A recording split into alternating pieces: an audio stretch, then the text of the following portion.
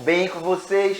Estou aqui de volta, professor Armando Pérez, para mais uma aula de sustentabilidade, né? Vocês estão lembrados que agora nas segundas-feiras, né, nesse horáriozinho, é só aula de sustentabilidade. Beleza? Como é que vocês estão aí? O tempo hoje amanheceu, né? Meio carregado aí com muita chuva. Espero que todo mundo esteja bem, esteja em segurança para a gente assistir, né, nossa aula de hoje sobre a ocupação das planícies e os impactos dessa ocupação. Eu tô aqui com um convidado, né? Um convidado que daqui a pouco vai ser apresentado. Ele é tão surpresa que eu vou até guardar isso para o futuro. Veja só como é que é, né? Uma pessoa que da mais alta estirpe está aqui comigo hoje. Então, estou aqui com a Helena também, né? Nossa intérprete, deixando a aula mais acessível. Vou lembrar vocês de uma coisa. Temos o aplicativo, certo? Do Educa Recife. O QR Code está aqui, ó, para vocês apontarem os celulares de vocês e baixarem, porque esse aplicativo ele dá acesso às aulas, né, o arquivo, né, com as aulas, dá acesso à reprise, enfim, é fundamental. Agora que vocês estão recebendo aí seus tablets, não é isso? Todo mundo aí chique, com um tablet na mão, vai lá. Se já não tiver dentro, né, do tablet, não tiver esse aplicativo aí, que eu creio que já esteja, beleza? Então, ó, relembraremos aqui agora o tema da nossa aula passada, ok? Então, a gente começou a ver, ó, tá aí dizendo, recordando, a gente começou a ver, começou a falar, né, na nossa sequência de aulas, a gente já falou sobre o ambiente de morros, né, a ocupação, a consequência dessa ocupação, né, para entender um pouco o que está ocorrendo na nossa cidade, por exemplo, né, o que ocorre desde sempre na nossa cidade, em outros lugares aqui do Brasil, tá? E avançamos e estamos estudando agora as planícies, né? Qual a consequência da ocupação das planícies? Então, nós vimos que existem, né, as planícies, elas são classificadas de acordo com a forma como ela é formada, né? A planície ela é feita da deposição de sedimentos, né? E ela pode ser originada, né, de rios. Então, por isso são as planícies aluviais ou fluviais, né? Fluvial, a água dos rios, tá? Não confundir com pluvial, que é a água das chuvas, ok? As planícies lacustres, ou seja, são planícies que foram lagos, por exemplo, né? Porque o lago ele está lá, a água parada. Então, quando aumenta a deposição naquele lago, até chegar ao ponto de soterrar esse lago, né, e vira uma planície lacustre. Né? Isso vai acontecer com movimentos geológicos normalmente. Tá? E o último tipo de planície é a planície costeira, né, que são planícies que a gente está acostumado aqui em Recife, né? A parte mais plana da nossa cidade, ela está entre uma planície fluvio-marinha, né? Então, a gente já falou da relação que tem entre os rios, né, daqui da nossa cidade, né, que vão banhar a nossa cidade, e o Oceano Atlântico, tá? Então, essa relação, né, essa dualidade aí vai trazer, além do bioma mangue para a nossa cidade, vai trazer também a planície fluvio-marinha que a gente tem aqui, né? Lembrando aqui também, eu falei de outras planícies, né, importantes aqui no Brasil, né? Falei aí do Pantanal, que é essa área em destaque, né, uma planície, a maior planície de alagamento, né, do mundo, tá? E a gente falou também da planície do Rio Amazonas. Beleza, pessoal? Então falamos dos impactos, né, que essa região vai sofrer.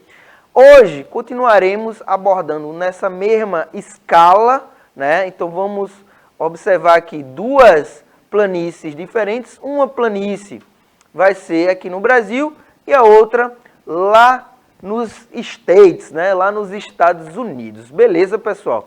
Então, aqui, como eu falei para vocês, a planície amazônica, né? Só trazendo essa imagem, é um vídeo, aí você vê que se mexe lentamente, né? Então você percebe que as árvores elas estão sempre no mesmo nível, né? Isso indica justamente que é uma região bem plana, né? Que é uma região de deposição de sedimentos. Tranquilo, pessoal? Então foi só para a gente relembrar aí. E hoje trataremos, né, dos Pampas. Quem já ouviu falar dos Pampas? Professor Geórgio. Você já foi aos Pampas, professor? Fala aí para os nossos alunos. Bom dia, seja bem-vindo. Bom dia, gente bonita do 6º ano. Tudo bem aí, Billy Paul? O som tá bom?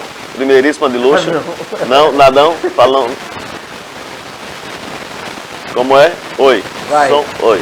Passa Então, para Armando. Vamos falar dos Pampas aqui, daqui a pouco o professor Geórgio vai falar com a gente, né, sobre ele vai participar da nossa aula. Então, nós, como nós falamos, né, os Pampas são uma planície, né, e essa planície está localizada aonde, né, onde é que ela se localiza? Eu falei que a gente ia continuar na mesma escala de observação, né, o Pantanal, ele vai continuar para a Bolívia, e o Pampa, como está localizado no sul do Brasil, veja aqui, ó, ele vai fazer parte, olha as bandeirinhas aí, né, Copa do Mundo chegando, né, estamos aí, se ligar nas bandeirinhas para conhecer, né, os times que vão jogar. Então, ó, nós temos a planície dos Pampas, né, que são chamados campos sulinos, né, porque estão ali no sul, né, da nossa América do Sul. Então, nós temos a Argentina, o Uruguai e o Brasil. Então, esses Pampas eles vão se estender, nessa planície ela vai se estender para esses outros países. Aqui no Brasil vai ser a menor parte, né, a maior parte vai estar na Argentina, ok? E a maior parte de uma área de 750 quilômetros quadrados. Ali embaixo, ó, dos campos, eu tenho uma setinha apontando para o nome gramíneas. Gramíneas, pessoal, nada mais do que a vegetação rasteira, né? Uma vegetação de plantas muito rasteiras, muito baixas, certo?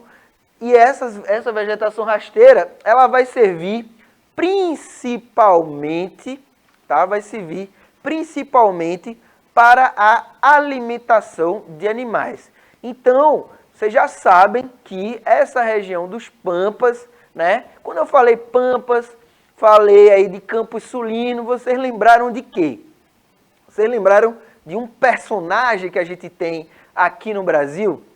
Sabe que personagem é esse? É justamente aquele gaúcho tradicional, né? Aquele gaúcho lá do sul.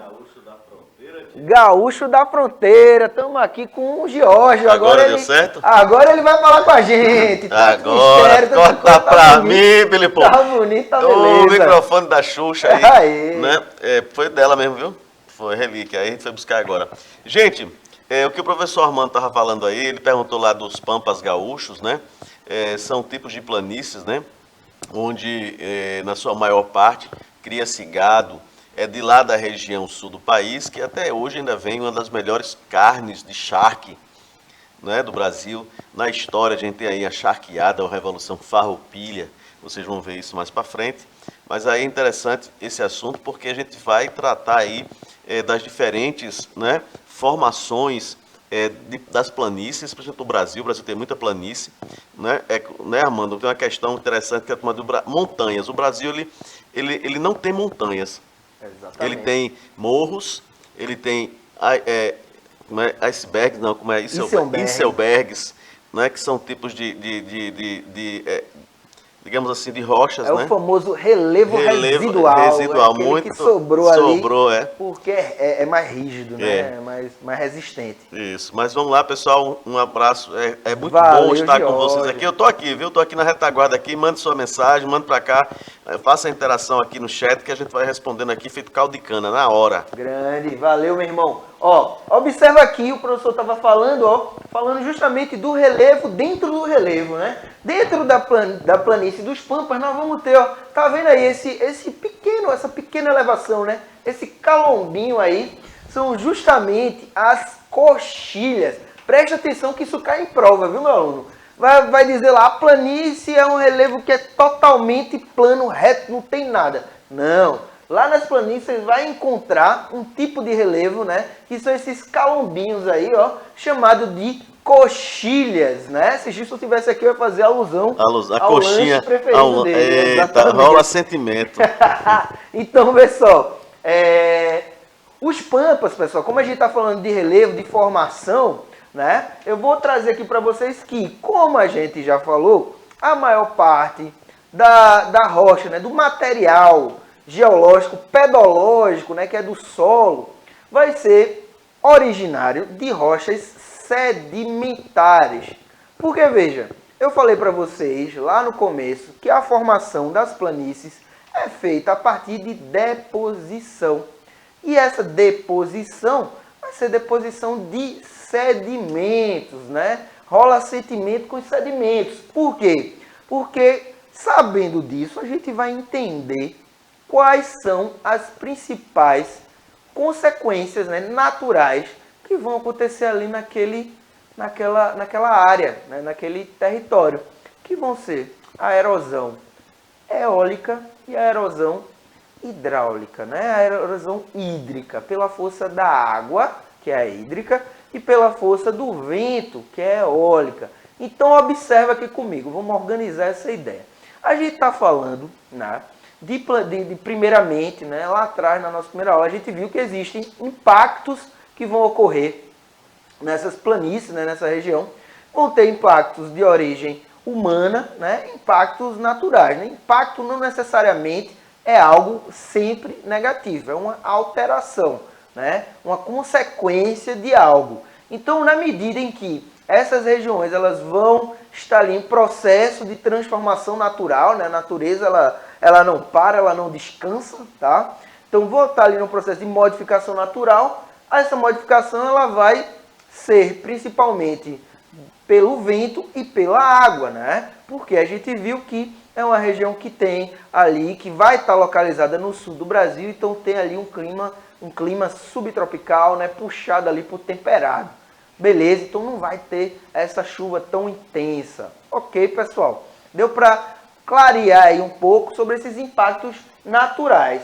E aí, ó, aqui embaixo a gente já tem uma consequência que vai ser advinda da interferência humana, que é a pecuária. A gente viu aqui, eu vou voltar a imagem, ó, aqui a gente tem ali ao fundo, do lado esquerdo, né, nós vamos ter aí algumas reses, né?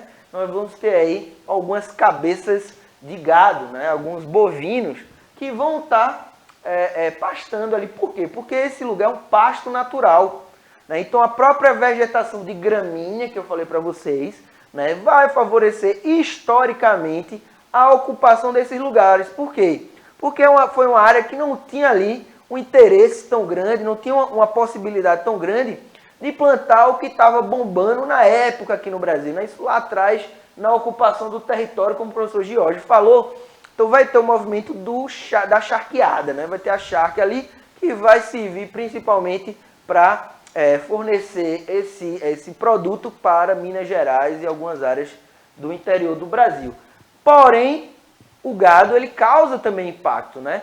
E a gente já falou desse impacto aqui, que é a compactação do solo, né? Professor, me diga aí, você com a sua experiência, quantos quilos tem uma reza, assim, um animal, um boi? Olha, o boi geralmente a turma pesa por arroba, né? Por arroba, né? Por arroba. Você deve escutar no jornal, não, arroba do boi gordo, arroba não sei o quê, principalmente no jornal que passa de manhã, no domingo de manhã, né? Não sei o que, rural, né? Sim, esse mesmo. Né? E aí, a gente tem aí, um arroba são 15 quilos, tá? Para quem não sabe, uma arroba são 15 quilos. Então, vamos supor aí que o boi pese 400, 500, 600 quilos.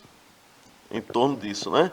Em torno disso. Dependendo da raça do boi, se é um Nelore, se é um Gir, né? Se é uma Santa Gertrudes. Eita, são aí. raças de boi leiteiro, né? Aí leiteiro, é dos latifúndios. Mas, enfim, você tem aí em torno de 400, 500 quilos, né? Na boi, base de na 400. base de 400 quilos. Massa. Então, valeu, Giorgio. Então, se o animal ele pesa na base de 400, imagine 200, 300 animais passando pelo mesmo local, né? Então, isso vai causar o quê? Vai causar um pisoteamento que vai compactar o solo. Quando o solo está compactado, vai fazer com que a água não infiltre quando chove. E isso vai causar o quê? Uma erosão, foi mal aí, uma erosão do solo. Ô Armando, diga lá, me dê outra brechinha aí. Eu me lembrei de uma coisa interessante. Você falou aí da criação de gado na compactação do solo. Consequentemente, ele fica mais duro e aí não há uma absorção, né, da água, então ela vai levando sedimento para outros lugares. Mais interessante é que tem algumas regiões onde tem a erosão muito forte, aquelas vossorocas, né? Sim. Aquelas valas enormes. Então o pessoal tem feito o quê? Uma técnica de fazer o aterro, plantar gramas e botar o gado ali. Para o gado ir pisando, pisando, pisando e tentar recuperar a erosão daquele solo. Vê que interessante, olha aí, né? utilizando ao favor, Isso. né? Enquanto em alguns lugares ele prejudica, a turma tem encontrado um jeito de associar, né, a criação de gado na recuperação de um solo já desgastado, né? Já desgastado pelo tempo, ou um solo pobre, né? Então, varam-se aquelas valas enormes e você fica com a terra improdutiva, né? Então, a turma tenta restaurar ali, né? Fazer um aterro, planta algumas gramas, aí vem as gramíneas, né? Total. E o boi, pastando, comendo, ele vai comer e vai descomer. Será que você me entende o que eu quero dizer? E ao boi descomer, é um adubo fantástico, né? É, Billy Paul? Que massa. Vai reflorestando ali, né? Das gramíneas. Regramando, né? Vê só, pessoal. Valeu, Geórgio. Ó, então a gente tem aqui na agricultura também, né? Como é um lugar bem plano, então dá pouco trabalho, assim. As máquinas, elas vão trabalhar melhor, né? Então favorece aí o sul do Brasil, grande plantador de grãos, tá? Grande plantador de grãos. Porém, tem outras consequências, né? Como também o desmatamento, a contaminação do rio e o assoreamento. Beleza, pessoal? Assoreamento, só lembrando vocês, é quando o excesso de solo, né, por causa da compactação, por causa do desmatamento, o solo ele vai ser levado para o rio e vai ali, ó, vai ali, como é que se diz, vai assorear o rio, né? Vai aterrando o rio. Vai aterrar, isso mesmo, vai aterrar. Aterrar, o acúmulo de terra no rio vai tornar o rio raso. Exatamente. Né? Veja, então você vê o rio, você passa aqui pela Boa Vista, aqui pela Guararapes, o rio Capibaribe, por exemplo. Tem uma área que quando a maré baixa, você vê, né, a grande quantidade de lama, né? Na verdade, lama, porque é o lodo e tal, mas a quantidade de areia. Né? Então isso tem causado o quê? Que o rio ele fique mais raso. Então quando fica mais raso, quando vem a maré cheia, quando chove muito, o que é que acontece? Ele vai transbordar. E né? a terra. Né? Beleza, massa. E agora a gente vai subir, ó. Vai lá Estados Unidos, cima, América do Norte. Os Estados Unidos, perfeito, ó. Essa mancha verde aí não é um defeito, não é pixel morto. É justamente a área, né, o território da Grande Planície Americana, tá, pessoal? Então, lá no 8º ano, com o professor Geórgio, vocês vão estudar os Estados Unidos, vão estudar a América, né? E aí a gente está trazendo aqui já, veja como o conhecimento ele é entrelaçado, né? Você já vai com conhecimento prévio para lá, né? Então, essa Grande Planície se localiza aí nos Estados Unidos, está aqui, ó, uma panorâmica bastante interessante aí. Esses negocinhos amarelo que vocês veem embaixo é justamente a vegetação quando seca, eles vão enrolando ela, né? Vão tirando ali a camada de solo e enrolando, ficam uns novelos gigantescos, tá vendo? E aqui é uma imagem, então vocês já conseguem entender e associar. Veja como geografia não é decoreba. Por quê? Porque, veja, a planície ela vai ter a mesma função econômica, tanto aqui no Brasil quanto nos Estados Unidos. O que vai diferenciar é a técnica e a tecnologia utilizada. Então, observe, em lugares de planície natural, tende a haver a mesma atividade econômica, pessoal. Então, veja, geografia não é decoreba, não tem isso, eu vou decorar, não. Entende, ó, analisa, pensa na causa e na consequência, que aí é que flui. Beleza? Mas vamos perceber aqui as características da Grande Planície Americana, ok? Vamos embora. Ó, como eu mostrei ali no mapa, né? E aí para vocês se familiarizarem, eu vou voltar para esse mapa. Essa Grande Planície, ela se estende dos Estados Unidos, a boa parte dos Estados Unidos. Chega aqui para mim, Billy. Aqui, ó, os Estados Unidos. Aqui embaixo a gente tem aqui em cima uma divisazinha. Né? E esse país do norte aqui, esse país está de cor mais rosa, né? Mais rosel. é justamente o Canadá, né? Então, essa grande planície, ela se divide, né, a maior parte nos Estados Unidos, né, e a outra parte no Canadá. Então, a área dessa planície vai ser de 1.300.000 quilômetros quadrados, tá? E lá, olha, aqui a gente chamou o quê? De campos, não foi? Campo Sulino, Pampa. Lá nos Estados Unidos, a gente vai chamar de pradarias. Então, veja, professor, mas se é a mesma coisa, por que tem esse nome diferente?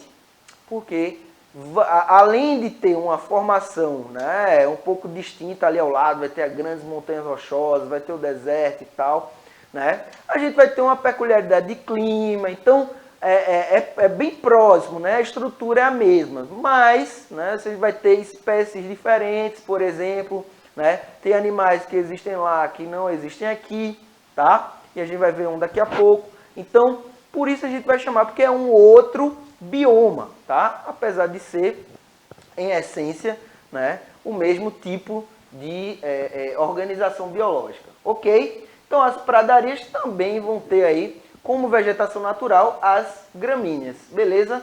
Ó, trazendo aqui para os impactos, tá? Então, nós temos o impacto da caça, né? Isso é histórico nos Estados Unidos. Essa área ela foi dizimada, né, pela caça do bisão, tá? Aí o professor, o que é bisão? Daqui a pouco você vai saber. Agricultura, trigo, milho e soja. Então, como eu falei, grãos, né? Então, vai ser aí a agricultura, né? Vocês vão estudar aí os cinturões da agricultura, né? Muita tecnologia, pouca mão de obra, tá? Então, vai ser, essa área vai ser utilizada para plantar esse tipo de produto, e ali embaixo a pecuária extensiva, né, que é a mesma lógica que é praticada aqui. Então, observa aqui, veja que animal magnífico, não é?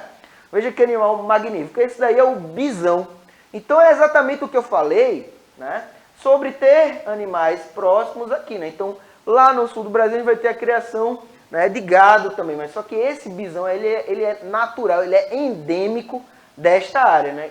Endêmico é justamente o animal que evoluiu, que nasceu ali. Então observa aí, e esse animal, né, ele é bastante dócil, assim, na medida do possível, né? E ele foi extremamente caçado, é muito importante para os povos originários, né, para os povos tradicionais daí da América do Norte. Beleza, pessoal? Então, ó, e aí pra gente já caminhando para o nosso último tópico, né, a gente tem as planícies que estão, todas essas áreas que a gente viu, a gente falou do ponto de vista natural, mas existem cidades aí, né? Ou existem cidades que estão, né, e até é preferível a ocupação das cidades seja numa área plana, porque é mais fácil de manejar ali o território. Porém, como vocês estão vendo aqui, né, as áreas de planície, elas também, né, em áreas urbanas, elas também vão sofrer com determinados impactos, né? E esses impactos, né, esses temas vieram bem a calhar, porque a gente consegue ver isso empiricamente, né? Só andar na cidade num dia de chuva como hoje, que a gente já vê essas consequências. Então lembra que eu falei que Recife, né, pelo menos a área mais central do Recife, ela está numa planície fluvio-marinha. Então essas consequências que eu vou mostrar para vocês aqui são consequências naturais, né, de planícies que estão localizadas em áreas urbanas. Então, como vocês já perceberam, a planície ela é originada a partir de algum elemento aquático, né, algum elemento hídrico. Então, aqui no Recife são lagos e é um mar. É por isso, meus alunos e minhas alunas, que quando chove e está com a lua cheia, a gente se preocupa mais. Por quê? Porque a lua ela vai exercer aquela atração na maré, não é? Então, na hora que for a maré alta, se estiver chovendo desse jeito, nem sai de casa. Porque a maré alta ela vai naturalmente fazer ali o nível dos nossos canais, o nível de tudo que está relacionado, subir, não é? Então, consequentemente, a água que não vai escoar já naturalmente por questões de infraestrutura, vai se acumular mais ainda, né? O nível da água na cidade, né, que é tão influenciada pelo rio, vai estar mais elevado.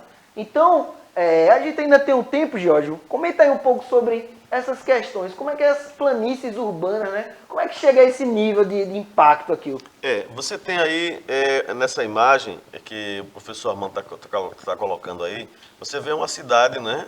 Uma cidade que aparenta ser do interior, não é uma cidade grande, com prédios, com edificações, mas você percebe que ela está alagada, não é? Então, o que é que a gente pode aí observar? A cidade, geralmente, ela foi construída próximo a um rio, né?